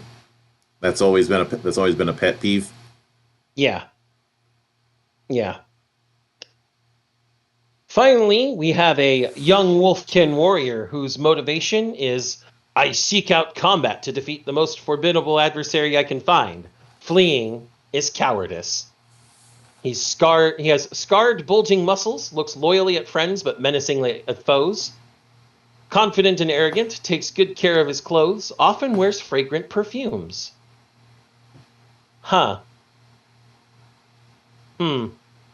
His name is Baston Bloodjaw.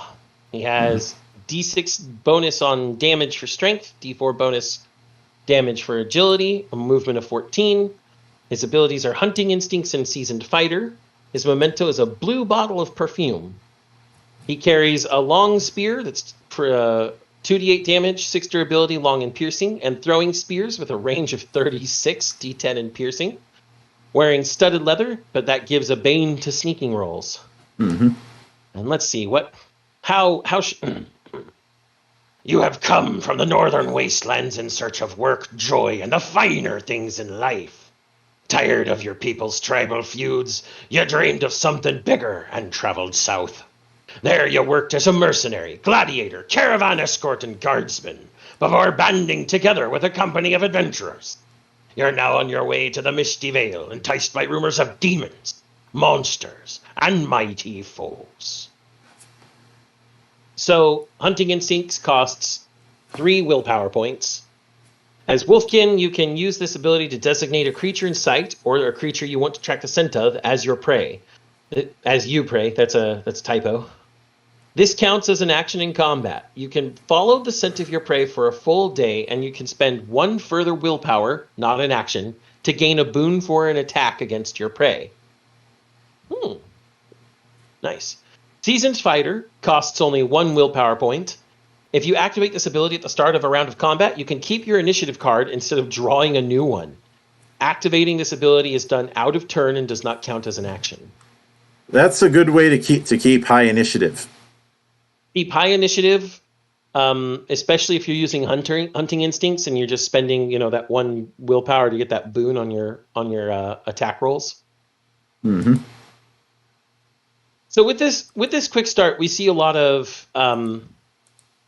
Now, is this a kind of a reworked release? I never got that background from you, or is this just Dragonbane as is and just translated? The way they described it on the Kickstarter is an updated take with an English translation. Okay, so because it sounds like it's been through at least a little bit of revamp. Yeah, because of that, I don't know how different this is from the original Dragonbane. Obviously, I'd imagine that it's mostly just a cleanup.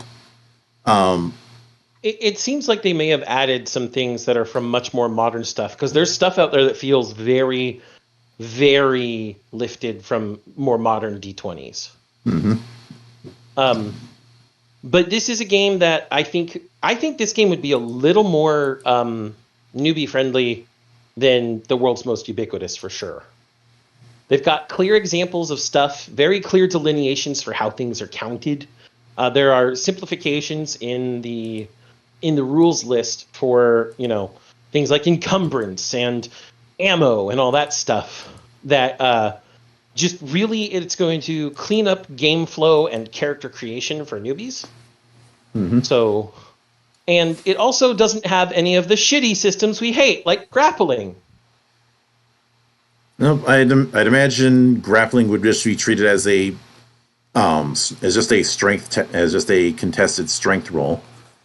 Yeah, and even then, that's basically just what it is in D&D, mm-hmm. except this is more freeform, so you can actually be like, well, I want to wrap my arms around this person and hold them, mm-hmm. and then you'd get your contested strength roll. Yeah. This is a nice little project. I'm actually looking forward to what the core rulebook might have. Yeah, I can certainly see that with the spells.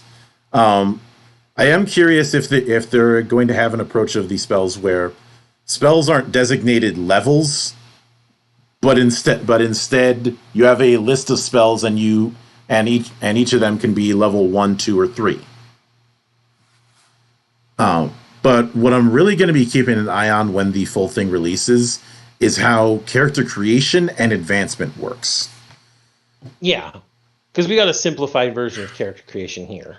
So, based on what we're seeing, it is entirely possible that it's going to go full freeform. It is also possible that it might do a archetype-like approach. Possible. I see. For me mostly, I'm thinking it's probably going to go freeform, just because you pick a profession, you pick a kinship, and then you go forward with it. I wouldn't be surprised if it's a middle ground approach where it's not full freeform like a universalist game, but each profession, kinship, and what have you, has a menu of benefits that you can pick from. I do think we're going to be seeing XP as currency. Now, if the full game ends up being level based, I won't consider that a deal breaker. It's just that I doubt that the character sheet that's in this and the character sheet that's going to be in the full game are going to be all that different. Yeah, if it's level based, it's not a deal breaker on my end. I just think that would actually take away from some of the things we're seeing. Mm-hmm. And limit things a little more. I actually hope it does remain a little freeform. Yeah, but I think that because of the fact that it is using a profession system, the leveling the advancement probably wouldn't be too far removed from, say, the way careers work in Dark Heresy, without the rank system. I don't think it's going to be total freeform like, say, L5R is mostly freeform. Mostly Yes. freeform with XP as currency. Yes. I don't think it's going to go that far. Yeah. I'm kind of wondering if there's going to be anything akin to getting more abilities, like, because those abilities are basically feats in a way. You know, one's a racial feat, one's a profession feat. There probably will be. I'm kind of wondering if that's the case as part of what looks to be a more freeform system, how you're going to obtain more abilities and possibly, ASI. Yeah. Another thing that I'm curious about is how is the relationship between attribute and skill. Yeah, I saw that they were all assigned a skill, or all attributes were assigned 2 skills. And it's very clear that they're rolled separately. This isn't like, say, Warhammer Fantasy, where skill just adds a bonus to the roll you need to go under for your core attributes.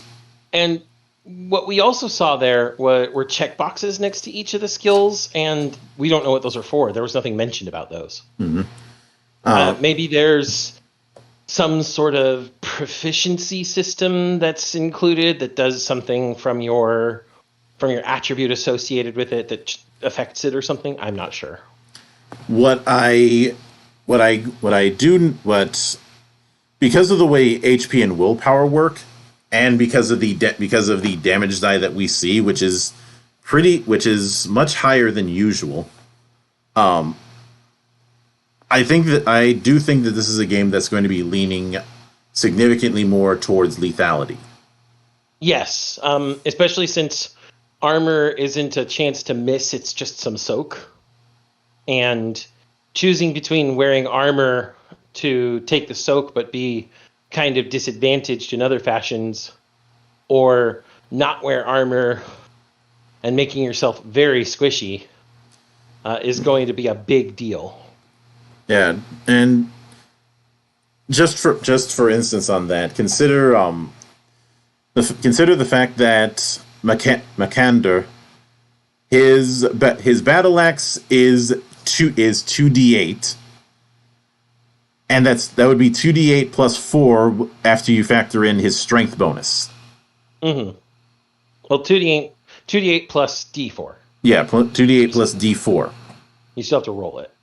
And most of the characters' hit points that we see are under 20.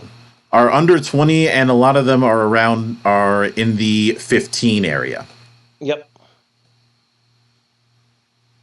It's definitely an interesting conundrum. But again, these characters also seem to be what would be equivalent to starting characters. So yeah, maybe as we see more from advancement in the core books, or core book, I should say, we'll see how maybe your HP and willpower can skyrocket off the fucking chart.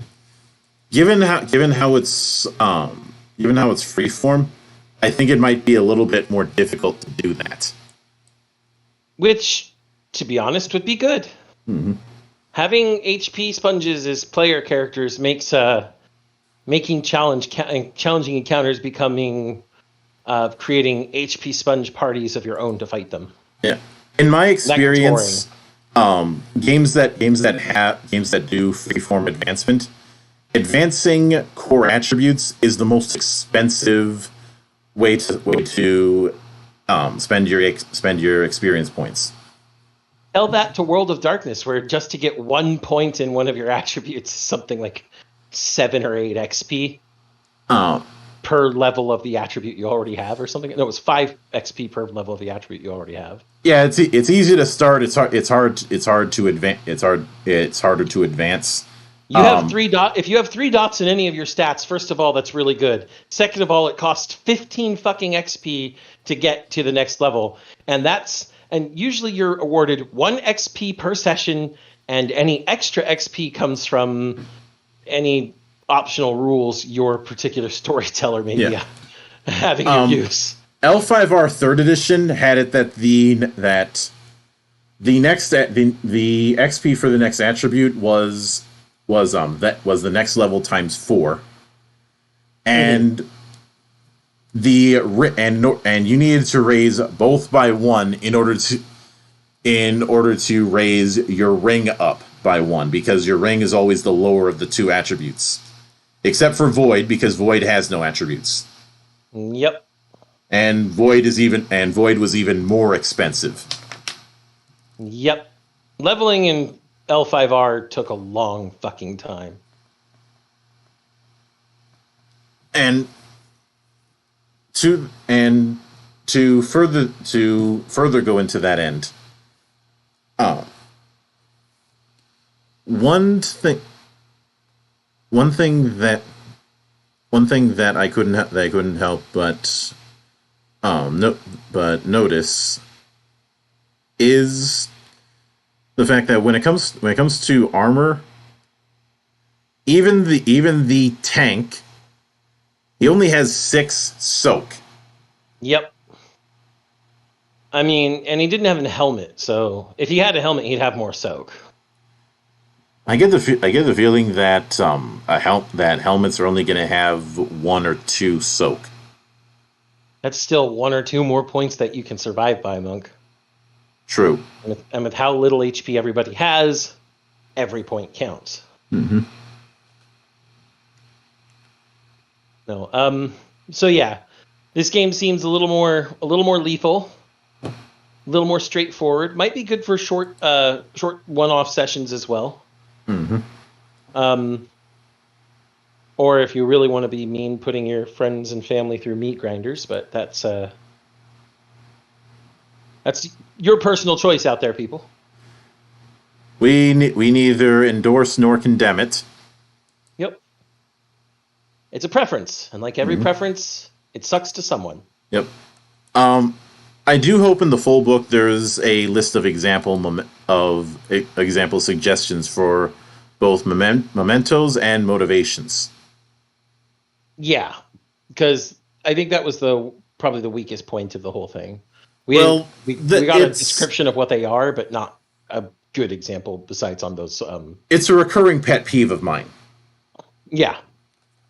And I explained that in detail when I've ranted about games like Fate, where Fate doesn't do a good job at explaining its aspects. Well, yeah. I should say core Fate and the Dresden Files.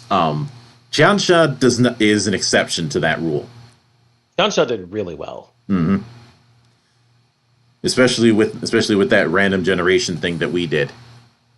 I still have those written up. Mm-hmm. But I will admit that there's a few things in some of the nitty gritty of the rules that I would probably house rule personally.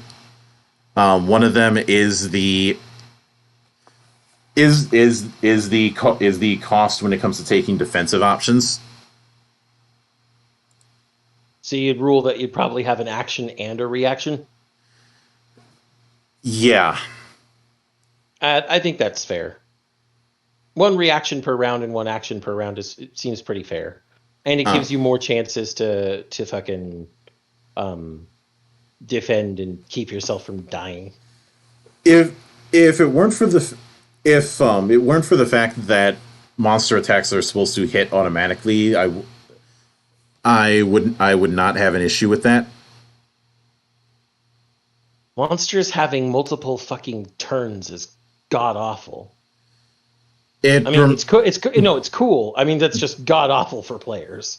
Yeah, it reminds me of how there is a ridiculous amount of monsters in the most ubiquitous role-playing game that all have multi-attack. Well, it reminds us of those. Mm-hmm. And I can understand wanting to do multiple actions because to make things exciting when you have an encounter of a party against one monster. But in fact, let me take a look at that. Let me take a look at that giant spider from earlier. Okay, that only had a speed of 2, so that's only two. That's only 2 attacks, so that's not too terrible. Still, does that encounter come with any normal creatures? Let's see, vampiric bats, which have a speed of 3. Because they're a pack of bats. Mm-hmm. The lady who has a speed of 2, and the Death Knight who has a speed of 2. I think most of them just have a speed of 2. So it sounds like that's the standard amount, and 3 or more is uncommon. Well, it sounds to me like the ones that are all speed of 2 are humanoids as well. Mm-hmm. Except for the spider. But the idea that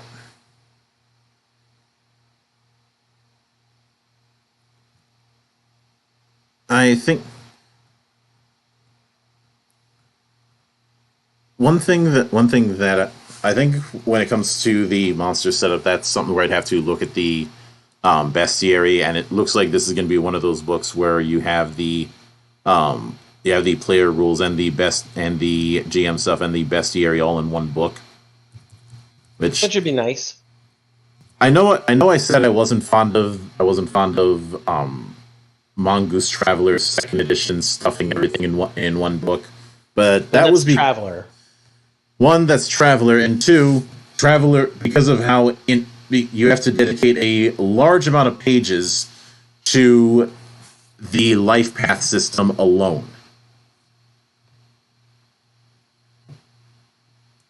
That's why I'd felt that trying to do so much in one book was not the best idea. Yeah. But I will admit I did get a bit of a laugh at your reaction to the mallard. Let me make it better. I want you to look at this image from the Kickstarter.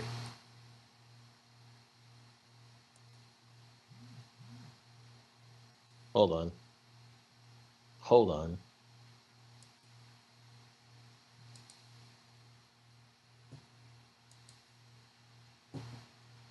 We saw the bottom of that image earlier in the quick book. I'm talking about the top. I know you are. You trying to sandbag it? Sort of. I'm trying not to say the obvious part. You're thinking of Darkwing Duck. Darkwing Duck! Yes. Let's get dangerous, Monk. If I play this game, I'm probably going to exclusively play mallards for a while. And I'm going to name each and every one of them some variant based off of Disney duck characters. And since it's a parody, they can't sue you. Also true. I do like that one. I do appreciate that on the stretch goals for the thing, which has been unlocked. They do have support for. They're going to be doing module support for Foundry and Roll20. In fact, they unlocked all of their stretch goals because this managed to raise 7 million kronins. 7.8 million kronins. But I wonder how much that is in USD. Let's find out. Let me load up the conversion. And so let's see.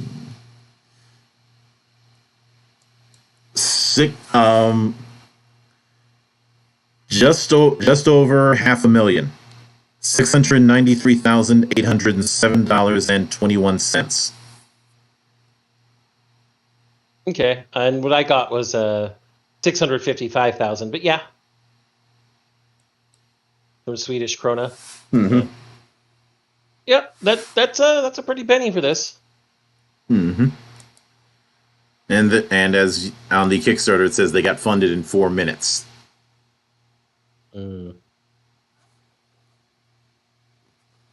but it is, according to the Kickstarter, the first version of the game came out in 1982, which was a translation of Magic World by Chaosium, but then it took a life of its own as Dragons and Demons, which, as I've said in the past, this is par for the course. There's been plenty of games where it started out as one thing and then mutated into something else. That's why I keep bringing up Rolemaster, because that's exactly what happened. And I double checked the artist. It's Johan Egerkrans, who was the artist behind Vaesen.